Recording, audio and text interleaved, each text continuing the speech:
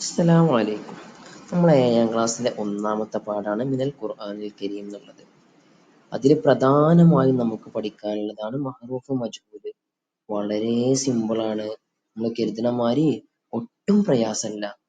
ഫിഅ്ല് നൗആനി, ഫിഅ്ല് രണ്ട് വിധമാണ്. ഒന്ന് മഅറൂഫ്, മജ്ഹൂല്. ആദ്യം നമുക്ക് കുറച്ച് ഉദാഹരണങ്ങൾ നോക്കാം. വാഹനം മോഷ്ടിക്കപ്പെട്ടു. വാഹനം മോഷ്ടിക്കപ്പെട്ടു. ആരാന്ന് പറഞ്ഞിട്ടില്ല മോഷ്ടിച്ചത്. രണ്ടാമത്തത്, കള്ളൻ വാഹനം മോഷ്ടിച്ചു. അവിടെ വാഹനം മോഷ്ടിച്ച ആളാരാന്ന് പറഞ്ഞുകുണു. കള്ളനാണ് വാഹനം മോഷ്ടിച്ചത്. മൂന്നാമത്തത്, ഉമ്മ കുട്ടിയെ അടിച്ചു. അപ്പൊ കുട്ടീനെ അടിച്ച ആരാണ്? ഉമ്മയാണ്.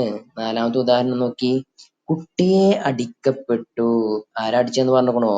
ഇല്ല. ഇനി നമ്മൾ ഒന്നാമത്തെ ഉദാഹരണം നോക്കുകയാണെങ്കിൽ വാഹനം മോഷ്ടിക്കപ്പെട്ടു.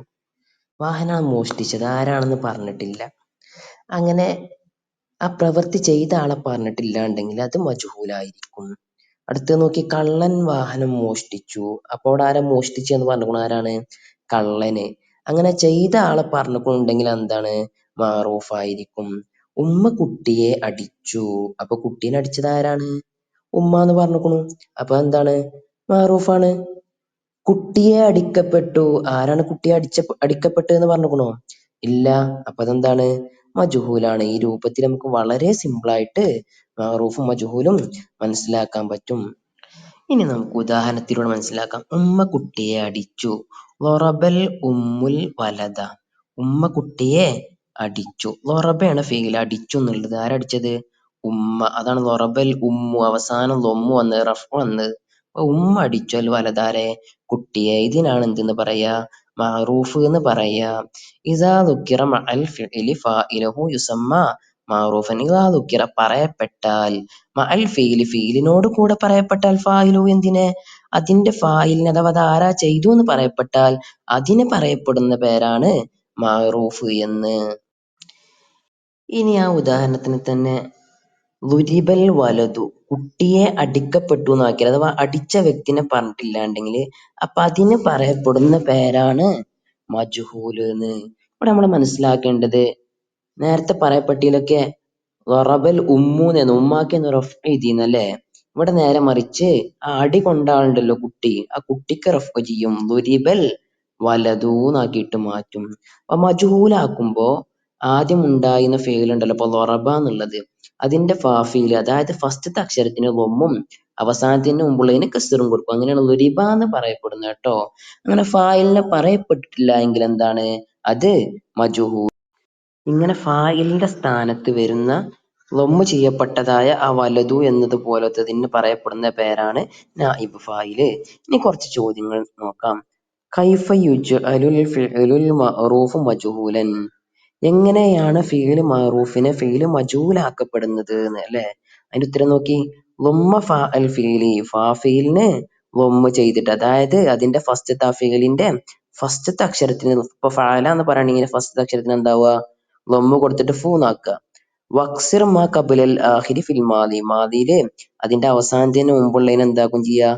കസറും കൊടുക്കുക. അതിന് കുറെ ഉദാഹരണങ്ങൾ അവിടെ ഉണ്ട് നോക്കി.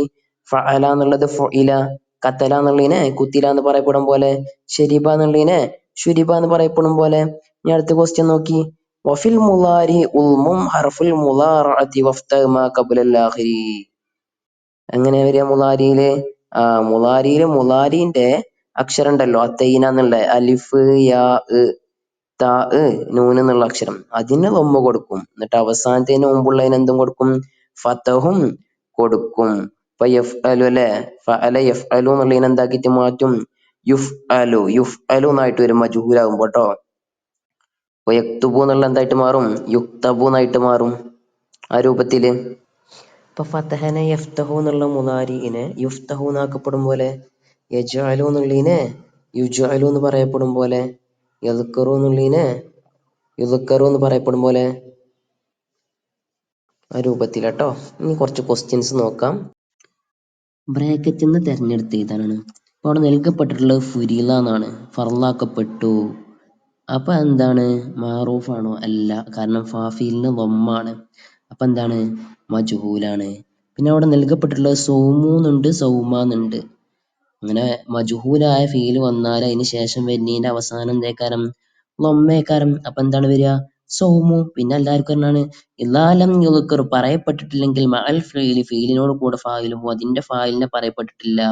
അവിടെ ഫീലിനെ പറഞ്ഞിട്ടുണ്ട്, അത് ആരാ ചെയ്തെന്ന് പറഞ്ഞിട്ടില്ല. അങ്ങനെ ഉണ്ടെങ്കിൽ ആരാണ്? മജ്ഹൂല്. അങ്ങനെ ഉണ്ടെങ്കിൽ എന്താണ്? മജ്ഹൂല്. പിന്നെ വൈലസമായി കൈഫ റുഫിഅത്ത്, അതിന് നൽകപ്പെട്ട ഉദാഹരണങ്ങളിലുള്ള ആയത്തുകളാണ് അതൊക്കെ പഠിക്കുക. ഇനി 2022 ചോദിച്ചൊരു ചോദ്യം നുബയ്യിൻ, വ്യക്തമാക്കാനാണ്. എന്ത്? മഅറൂഫ് എന്ന് പറഞ്ഞാൽ എന്താന്ന് എഴുതാൻ നമുക്ക് എല്ലാവർക്കും അറിയണമല്ലോ. എങ്ങനെ?